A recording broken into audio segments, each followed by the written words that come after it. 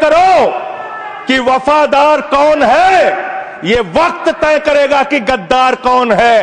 ये वक्त तय करेगा कि गद्दार कौन है। पहले ये तय करो कि वफादार कौन है, ये वक्त तय करेगा कि गद्दार कौन है।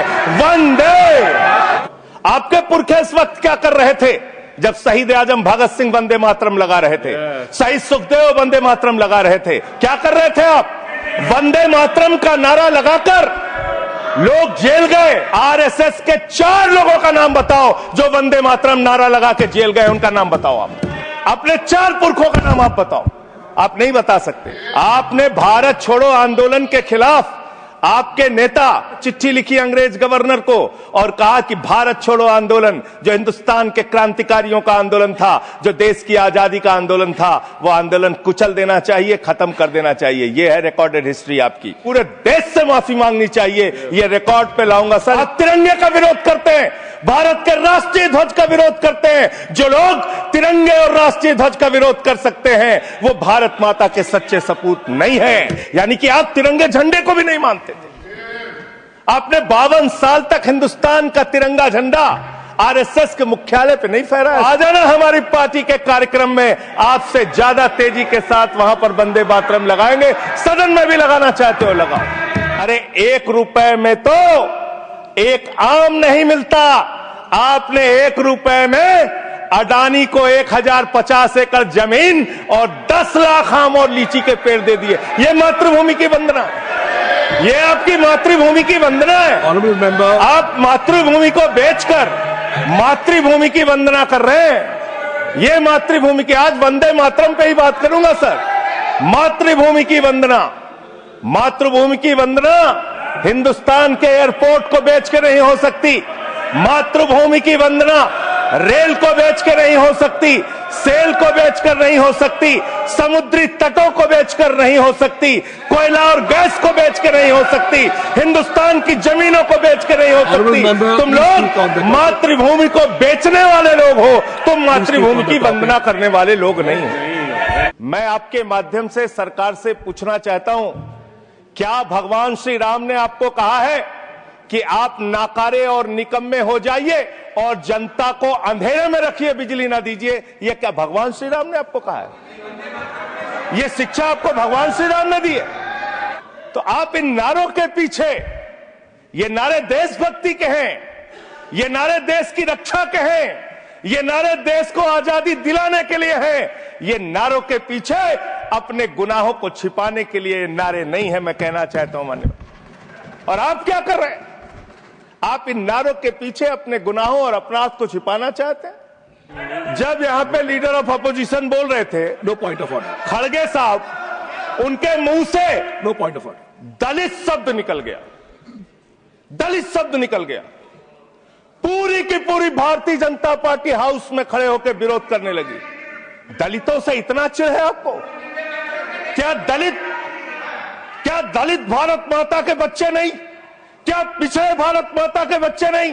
क्या आदिवासी भारत माता के बच्चे नहीं? अगर दलितों, पिछड़ों, आदिवासियों की बात होगी तो आप विरोध करोगे? आप विरोध करोगे? शहीद खुदीराम बोस हिंदुस्तान के वो क्रांतिकारी थे, जब उनको फांसी के फंदे पे चढ़ाया गया और उनका जब अंतिम संस्कार हुआ तो जो राख उनके अंतिम संस्कार से निकली मान्यवर, उसको बंगाल की माए तावीज बना के अपने बच्चों को पहनाती थी कि ऐसे ही बनना हिंदुस्तान के लिए क्रांतिकारी। यह इतिहास, यह हिंदुस्तान का इतिहास।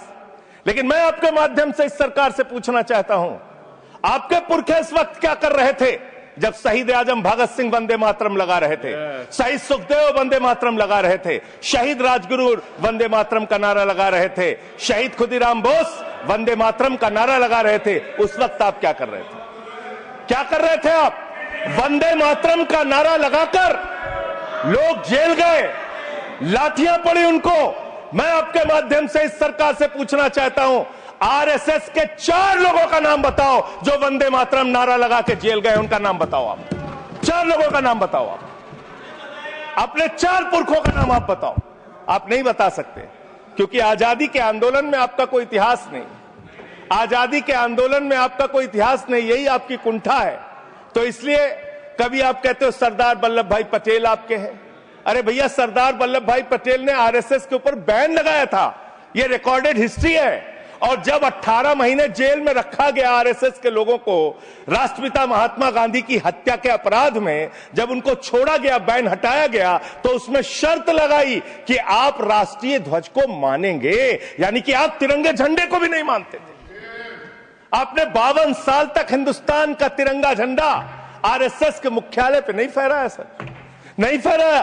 और 3 लोगों ने आरएसएस के मुख्यालय पर जब ये झंडा फहराया, उन तीनों के नाम मैं पढ़ रहा हूं, विजय, उन्मत, दिलीप, इन तीनों लोगों के खिलाफ आरएसएस ने एफआईआर दर्ज कराई। किस अपराध में? कि हमारे दफ्तर में तिरंगा क्यों फहरा दिया। और कितने साल तक मुकदमा लड़े? 13 साल तक मुकदमा लड़े। यह है आपकी असलियत। आप तिरंगे का विरोध करते हैं, भारत के राष्ट्रीय ध्वज का विरोध करते हैं। जो लोग तिरंगे और राष्ट्रीय ध्वज का विरोध कर सकते हैं, वो भारत माता के सच्चे सपूत नहीं है, वो नहीं है। ये है 28 दिसंबर 1949 का ऑर्गेनाइजर पत्र, इसको भी रखूंगा क्योंकि आज गृह मंत्री जी और लीडर ऑफ द हाउस दोनों कह के गए रिकॉर्ड पे सारी चीजें आनी चाहिए, इसको रिकॉर्ड पे रखना चाहिए। इतिहास देश को पता चलना चाहिए, किन लोगों ने देश के साथ गद्दारी की, किन लोगों ने तिरंगे का विरोध किया, किन लोगों ने राष्ट्रगान का विरोध किया। आप राष्ट्रगान का विरोध कर रहे हैं, आप भारत के राष्ट्रगान का विरोध कर रहे हैं। आपके मुख्य पत्र में भारत के राष्ट्रगान का विरोध लिखा गया है। इसके लिए भारत के प्रधानमंत्री को और पूरी की पूरी भारतीय जनता पार्टी को, जो अपने आप को आरएसएस को अपना आदर्श मानती है, पूरे देश से माफी मांगनी चाहिए। ये रिकॉर्ड पे लाऊंगा सर, इसको रख लीजिएगा, ये रिकॉर्ड पे रखा जाए। तिरंगे का विरोध किया, राष्ट्रगान का विरोध किया, वंदे मातरम आपने लगाया नहीं कभी। कोई आपका व्यक्ति देश की आजादी के आंदोलन में जेल नहीं गया कभी। आपने कोई देश के लिए, हमारे यहां अवधि में कहावत है, नाखून कटाए कि शहीद ना बना भैया। तू तो नाखूनों नहीं कटाया भैया, बिना नाखून कटाए शहीद बना चाहता है, बिना नाखून कटाए शहीद। ऐसे काम नहीं चलेगा सर। जिन्ना का भी जिक्र कल दूसरे सदन में हुआ, प्रधानमंत्री जी ने जिक्र किया। जिन्ना के साथ आपके कितने गहरे और मधुर संबंध थे, क्या इस देश के लोगों को पता है? नहीं पता, मैं बताता हूं। श्यामा प्रसाद मुखर्जी जी फजलुल हक की गवर्नमेंट में फाइनेंस मिनिस्टर थे, और फाइनेंस मिनिस्टर रहते हुए उन्होंने अंग्रेज गवर्नर को चिट्ठी लिखी थी। आपने भारत छोड़ो आंदोलन के खिलाफ आपके नेता, जनसंघ के पहले राष्ट्रीय अध्यक्ष और तत्कालीन गवर्नमेंट में जो वित्त मंत्री थे, उन्होंने चिट्ठी लिखी अंग्रेज गवर्नर को और कहा कि भारत छोड़ो आंदोलन, जो हिंदुस्तान के क्रांतिकारियों का आंदोलन था, जो देश की आजादी का आंदोलन था, वो आंदोलन कुचल देना चाहिए, खत्म कर देना चाहिए। यह है रिकॉर्डेड हिस्ट्री आपकी। ये आपको, आपके बारे में पूरे देश को पता रहना चाहिए। अब जिन्ना, हाँ, इसको भी सभा के पटल पर रखूंगा। जिन्ना और आपके रिश्ते क्या थे? कितने मधुर रिश्ते थे। एक राज्य में सरकार नहीं बनाई मान्यवर इन्होंने, नॉर्थ वेस्ट फ्रंटियर, सिंध प्रांत और फजलुल हक की गवर्नमेंट। फजलुल हक वो शख्स है जो पाकिस्तान बनने के बाद वहां की सरकार का गृह मंत्री बना। आपके रिश्ते उन लोगों के साथ थे, ये देश को पता होना चाहिए। इसलिए आप किसी को भी देशभक्ति का प्रमाण पत्र बांटने का काम मत कीजिए। आप वंदे मातरम लगाने का काम कर रहे हैं और देश की सुरक्षा के साथ खिलवाड़ कर रहे हैं। आप भारत की सेना को 4 साल के अग्निवीर पे लेके आ गए, जो हिंदुस्तान की सीमा की सुरक्षा करने वाले हैं, जो वंदे मातरम का नारा लगाते हैं हमारे जवान, हमारे सैनिक, जो -50 डिग्री टेम्परेचर में सियाचिन में और +50 डिग्री टेम्परेचर में जैसलमेर में भारत की सीमाओं की रक्षा करते हैं, इस मातृभूमि की रक्षा करते हैं। उनके पीठ में छुरा मारने का काम आपने किया, उनकी नौकरी 4 साल की कर दी अग्निवीर की। आपको मातृभूमि से प्यार है, आप देशभक्ति की बात करेंगे, आप देशभक्ति की बात कर रहे हैं।